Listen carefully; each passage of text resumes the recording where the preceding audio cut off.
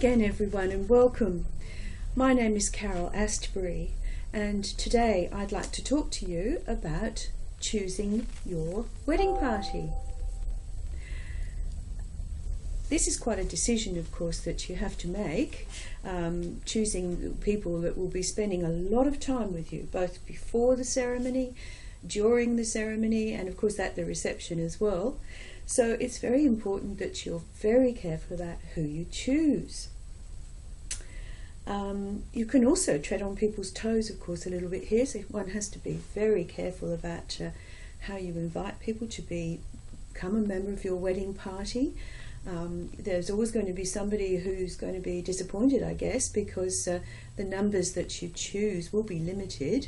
Some people like to have just a couple of witnesses act as their best man and bridesmaid or matron of honour if the female witness happens to be previously married, and others choose quite a lot of people in their wedding party. I think the most I've ever experienced as a celebrant was where we had 12 people, so that was 6 acting on behalf of the bridegroom and 6 for the bride, and on top of that we had a couple of little toddlers, one little fella who was carrying the rings and a little girl who was sprinkling petals as the bride arrived, a little flower girl.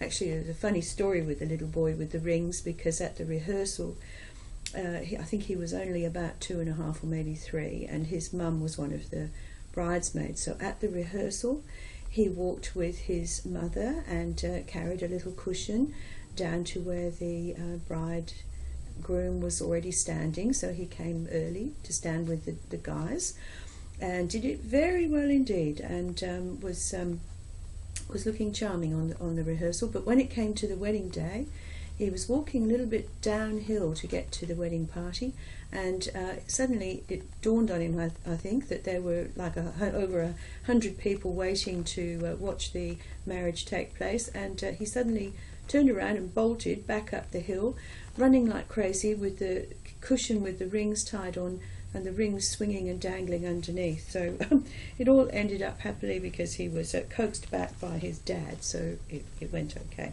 But anyway, choose your bridal attendants very carefully. They should be people that you can rely on, okay? They're going to have to be dependable, supportive, easy to get along with, because you all know that the marriage can become stressful, and we also want them to be able to be willing to help you, so available to help you as much as possible. Now I'd like to tell you a little bit of a story about how bridal attendants got their names. So in ancient times we had a form of marriage which was called marriage by capture.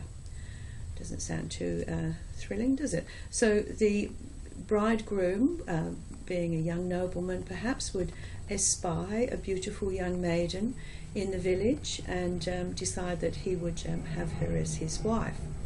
Well, back in those days there wasn't a lot of bargaining going on, and so the bride the bride-to-be, that is, would actually be captured by the groom's family, stolen away, kidnapped in fact. The bridesmaids were the ladies who kept her safe during this time of imprisonment almost. She would be kept safe and looked after by ladies who they called the bridesmaids, so they weren't exactly her best buddies. They made sure that no man came anywhere near her because of course her virginity was being treasured. In the meantime, the groom and his men would take off and have some wonderful time in a forest chasing deers or whatever, and celebrating with the killing of a stag or something like that. Now the best man, who traditionally stands on the right hand side of the groom, does so because in this time of marriage by capture the best man was actually the best swordsman, and he was there to protect the groom just in case the bride's family got an inkling of what was going on and decided to come in hot pursuit to find the bride.